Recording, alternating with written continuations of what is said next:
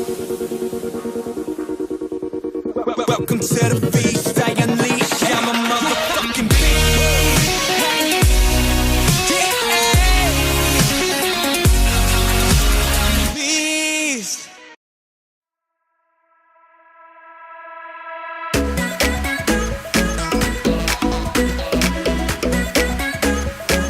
What's up guys, welcome to day 28 of the 30-day Kickstart. I cannot believe we are 2 days away from the end, but today we're going to start off for our glute workout with barbell hip thrusts.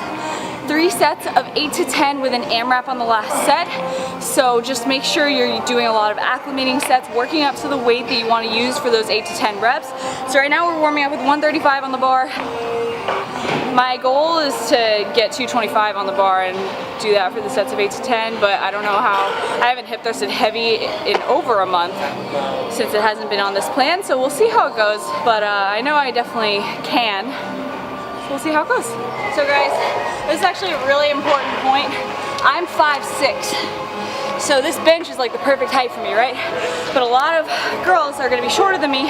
The bench is gonna be too high. And what happens when the bench is too high, your body's down at this angle, so your knees are here, your torso's up on this high bench. You're putting your spinal position in a very risky place when you're at the top of that hip thrust, that hip extension. So what I want you guys to do, if you're shorter than me, I'd say 5'4" or below. Let's come over here. If you're shorter, I would set up these aerobic step risers here. Like so, against a wall or against a bench so it doesn't wobble, doesn't move. When I use these, I use 6 of these per side and then the lid. If you're shorter, I say try 5. See how it feels. If you're very short, maybe 4 is right for you.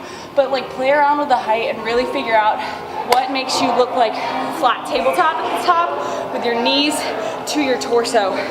So for most people who are a little bit shorter than me, it's gonna be 5 risers per side. Anyone who's my height or taller, 6 or a bench like that, a low bench like that will work. So just make sure you're being careful about that. Set it up, play around, take a video of yourself, make sure that you're flat on the top all the way across, and that should help you feel it better in your glutes as well with the hip thrust. What's up guys? Second to last workout of this entire program. Oh my god. This workout was incredibly difficult and there was even a move that I couldn't even do on the program. So get ready, brace yourselves. This is going to be quite the leg workout and it's fitting because it's right at the end of the program, so we should be pushing ourselves to our absolute limits. First off, we started with a barbell hip thrust, sets of 8 to 10 reps with an AMRAP on the last set. So like I was saying in the previous clip guys, make sure you're doing lots of acclimating sets, you're setting up your bench properly, and with the hip thrust, again, you want to make sure you're pushing your knees out as you come up, focusing on keeping your weight in your heels and in the outside edge of your foot, and really squeezing your glutes, not only at the top, but at the entire time, so that you're keeping constant tension on the glutes. Even when you're at the very bottom, you're feeling them stretch and you're squeezing them from the bottom to come up. I used a band above my knees as I usually do because this helps me to push my knees out at the top and really engage the outer side of my glutes. I got 10 reps, 8 reps, and then 8.5-ish reps on my AMRAP set, so that was very hard. I went very heavy. Haven't gone this heavy in hip thrusts in a very long time, like I said, and it was killer. Really missed pushing some heavy weight, so it felt good. If you're gonna go very heavy, make sure you kind of just wait a second before you stand up, because if you're using a lot of weight and you're sitting down and then you stand up right after, you might get lightheaded or like dizzy. So just be aware of that.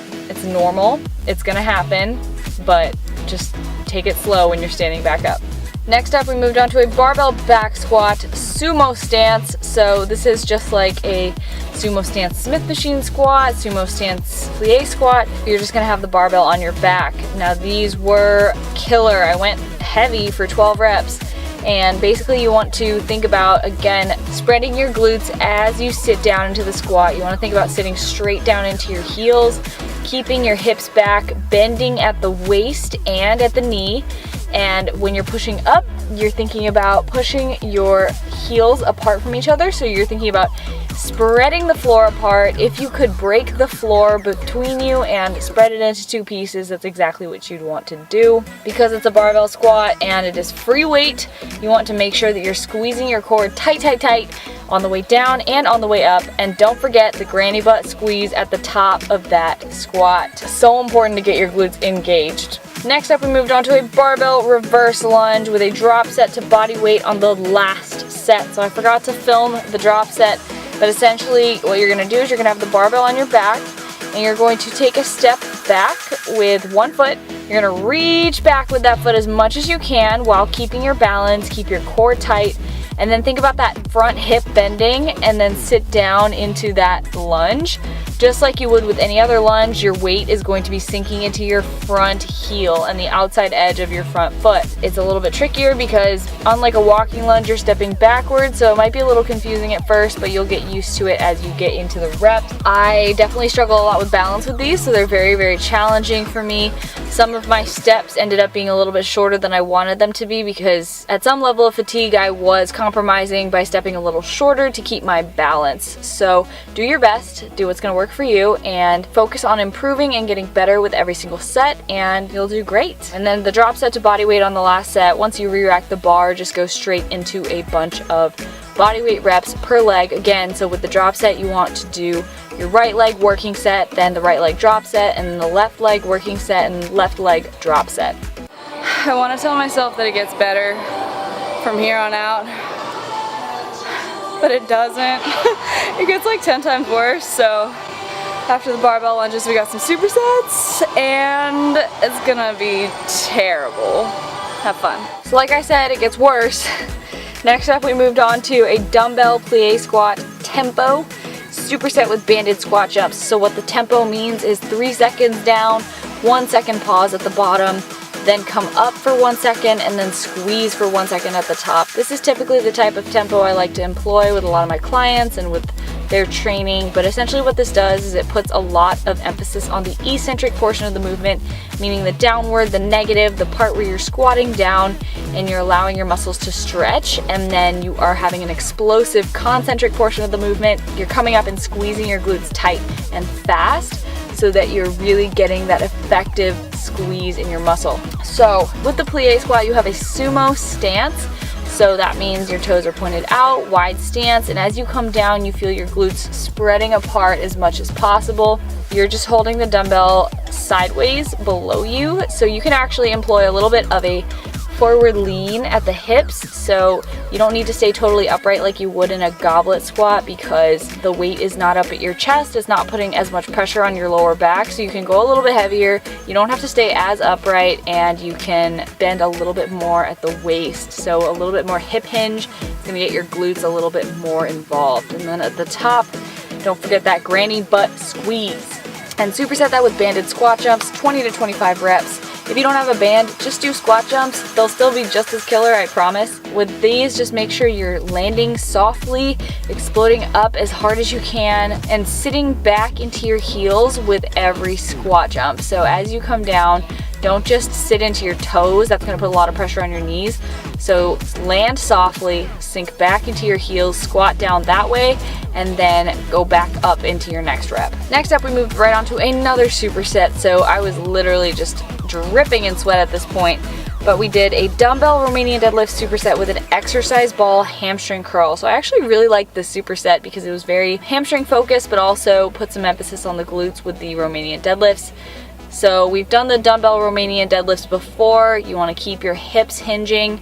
You don't really want to be bending much at the knee at all. Just keep them from locking out, but that's as much bend as you want for them. Push up through your heels. Think about gripping the floor as hard as you can as you push up, and that is going to get your hamstrings involved in the movement. At the bottom of that Romanian deadlift, you are thinking about hip thrusting your pelvis forward to bring the weights up to stand up completely rather than just thinking about standing up. That's going to keep your back out of the movement, as well as just keeping your core tight and keeping your upper back tight as well. That's going to keep your lower back out of the movement.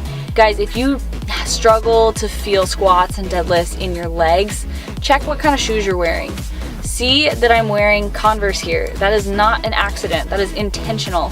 Converse and Vans have a very flat shoe, so what this allows you to do is it allows you to get a better grip on the floor below you. It allows you to sink back into your heels a lot easier, and you're going to feel a lot more stable on things like squats and deadlifts. If you're wearing a running shoe, guys, it's just, you're not going to be able to feel these movements in your legs. So really switch out your shoes. Try it for every single leg day, some sort of flat shoe, whether it's a Nike trainer, it's a Converse, it's a Vans, or you just take off your shoes and go barefoot. That works just as well. Anyone who's been lifting for a couple years will not judge you for doing that, because most people who are experienced in lifting do know that a flat foot is crucial for a good leg day. And then with the exercise ball hamstring curl, you want to get most of your lower leg on the ball, so about your mid calf or upper calf to your heels, all on the ball. You're gonna lay on the floor, bring your hips up like you're at the top of a glute bridge, and keep it that way. Keep your hands at your sides, and then you're going to bring the ball in and roll it until your heels are on the very edge of the ball, and you squeeze your hamstrings like you would with a seated hamstring curl machine at the top of that, and then bring it back slowly. So you should feel a really good contraction in your hamstrings this way, because it should feel like a lying or seated leg curl. And you're using stability and your core strength to keep the ball from moving from side to side, and you're just moving it back and forth. And so there's some stability in there as well, making it an all-around difficult and strengthening movement for both your hamstrings and your core. Alright guys, so the final exercise on this plan on this day is called a kneeling box jump. Now, what I didn't realize is that I actually can't really do one of these very well, but I'm going to do my best to demonstrate this, and then I'm actually just going to be doing normal box jumps. So if you're a beginner, then I would substitute in normal box jumps. So if you're doing this program past August 2017, anytime past then, the program is going to say either kneeling box jump or normal box jump. So this is what the kneeling one looks like. Lastly, we did these kneeling box jumps, which I could literally only do a couple at a time for. Guys, this is a very advanced move, like I was saying in the clip. Make sure that you're picking variation for this exercise that's actually going to be doable for you. So whether that just be a box jump for 10 reps, as high of a box as you possibly can, or you're trying out these kneeling squat jumps, just make sure you're picking one that you know that you can perform well without injuring yourself. The box jumps, either box jump, you want to make sure that you're stepping down from the box, not jumping down. With the kneeling box jump, I kind of think of it as a big hip thrust movement. So you're kneeling down on the ground, and then you want to bring your hips back and thrust them forward as you try to bring your knees up and get into a squat position. It's very, very difficult. You need to use a lot of momentum from your hips moving forward to kind of get yourself out of that position and actually get onto your feet. It's very tricky. Give it a try. Your knees might hurt from hitting the ground. I know mine did, but it was definitely really fun to at least try out and see if I could do a few. But if you can't, then that's totally okay. Just do sets of box jumps, and you can add reps if you feel like you want a more intense finisher to this workout. So that is all. That is day 28. We have 2 days left, guys. Actually, not even. We have 1 workout left. Holy crap. This has just been an amazing experience so far, and I have so much more to say about it, but I'm just going to leave it right there for you guys. I'll talk to you guys tomorrow for the final workout of the 30-day Kickstart program. I'm just so grateful for everyone who's doing it, so thank you guys so much, and I'll talk to you guys tomorrow for day 29, full body conditioning. Have a great day.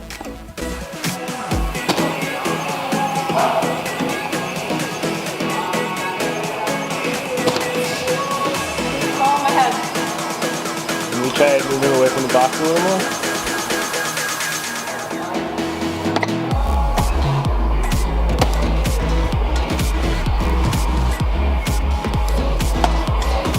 Alright, I think I'm done. Okay. That hurt your knees, guys. I would get are you still recording? Yeah. I would get a pad, put it on the floor. Don't do these if you think you're gonna hurt yourself. Stopped because I thought I was gonna hurt myself. Those last few. But I'm trying. So very advanced trainees can probably nail this. Or if you do a lot of plyometrics, you're probably more accustomed to this kind of stuff. I'm not. Haven't done jumps in forever.